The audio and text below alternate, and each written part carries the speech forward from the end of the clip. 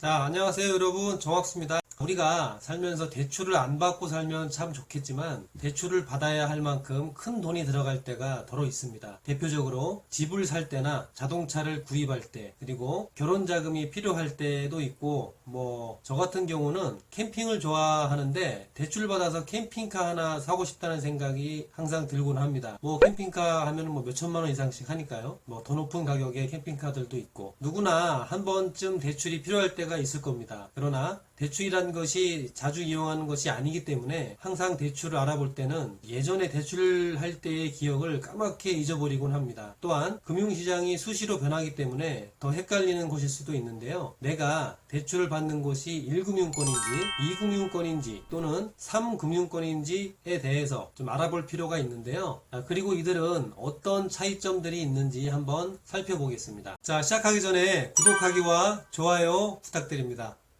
1금융권과 2금융권 등의 명칭은 공식 명칭이 아닙니다. 본래 은행과 구분하여 부르기 위해서 만들어진 비공식적인 명칭인데요. 이 비공식적인 명칭은 대출 상품을 제공하는 수많은 금융사를 구분하는 가장 명확한 기준이 되기도 합니다. 자, 그러면 한번 알기 쉽게 구분해 보겠습니다. 제1금융권은 은행을 뜻합니다. 대도시에 본점을 두고 지방에 지점망을 갖춘 시중은행이 있습니다. 우리가 이제 흔히 볼 수 있는 국민은행이나 하나은행, 신한은행, 우리은행 등을 이야기합니다. 반면 지방에 거점을 두는 지방은행이 있는데요. 예를 들어 부산은행, 대구은행, 전북은행 등이 있습니다. 그리고 카카오뱅크, K뱅크 등의 인터넷 전문 은행이 있고요. 이들을 우리가 1금융권이라고 통칭해서 부르고 있습니다. 자, 이번에는 1금융권 대출에 대해서 알아보겠습니다. 제1금융권은 전국적으로 지점이 많기 때문에 예금이나 적금 등의 수신량이 많고요.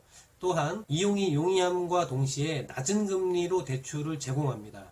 신용등급에 따라 대출 가능 여부를 결정하고 대출을 받음으로써 하락할 수 있는 신용평점에도 가장 적은 영향을 미칩니다. 모든 금융권 중 가장 좋은 조건의 대출 서비스를 제공하기 때문에 대출 기준 요건이 좀 높은 편이고요. 이 때문에 신용등급이 낮은 소비자들은 대출 상품을 이용하기가 어렵다는 단점이 있습니다. 자, 다음은 제2금융권인데요. 1금융권, 즉 은행을 제외한 모든 금융기관은 통칭해서 2금융권이라고 합니다. 보험사와 증권사를 비롯해 카드사, 저축은행, 그리고 상호금융권, 새마을금고나 신협, 단위농협 등을 이야기를 하고요. 캐피탈사 등이 제2금융권에 속합니다. 은행이 제대로 제공하지 못하는 전문적인 금융 수요를 충족시키기 위해 탄생했다고 볼 수 있습니다. 자, 2금융권의 대출을 한번 알아볼까요? 제2금융권은 제1금융권 대비 신용등급에 따른 대출 제한이 적습니다. 따라서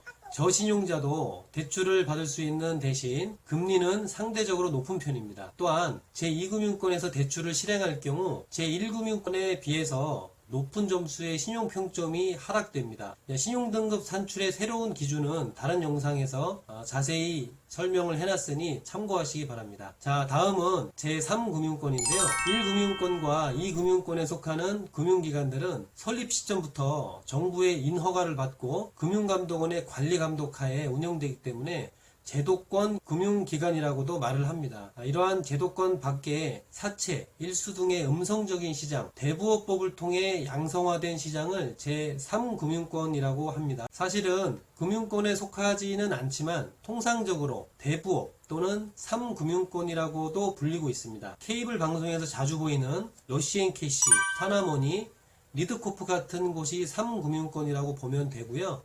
부동산 담보대출이나 P2P 금융 같은 곳을 대부업 또는 3금융권이라고 볼 수 있습니다. 3금융권의 대출은 말할 것도 없이 높은 금리의 대출을 제공합니다. 1금융권에서 자금을 조달해 와서 고금리로 대출을 제공하고 금리 차익을 통해 이익을 취하고 있는데요. 담보대출인지 신용대출인지에 따라 많게는 법정 최고금리인 24% 이내에서 대출을 제공합니다. 신용도에 따른 자격제한은 아주 적은 편이지만 대출을 받게 되면 1, 2금융권에 비해 신용평점 하락폭이 가장 큽니다. 따라서 가급적이면 제도권 금융기관의 대출을 알아보실 것을 권장합니다. 그리고 최근 신용정보법이 개정이 되면서 대부업 대출도 전 금융권에 공유를 하게 되었습니다. 지난 영상에 대부업법 대출정보 금융기관 공유에 대해서 자세한 내용이 있으니 보시면 도움이 되실 겁니다. 자, 다음은 불법 사채 제3금융권도 아닌 그런 대출에 대해서 알아보겠습니다. 제3금융권과 불법 사채의 경우를 혼동하는 경우가 꽤 있습니다. 제3금융권인 대부업체는 첫째로 관할 기관의 대부업자 등록을 해야 됩니다. 그리고 둘째로 법정 최고금리인 24%를 초과하는 금리를 요구할 수가 없습니다. 마지막으로 불법 추심 행위를 할 수도 없습니다. 방금 말씀드린 세 가지 법규를 하나라도 어기는 경우 불법 사채의 영역에 속하게 되는 거죠. 불법 사채를 이용하는 소비자는 법적 보호를 받지 못할 가능성이 높기 때문에 조심하셔야 되고요.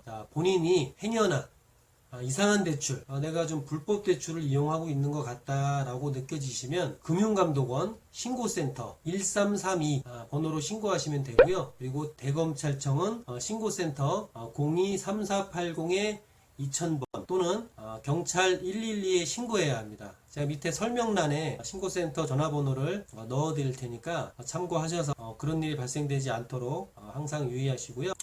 자, 오늘 정보 도움이 좀 되셨나요? 구독하기와 좋아요 부탁드리고요. 다음 시간에 또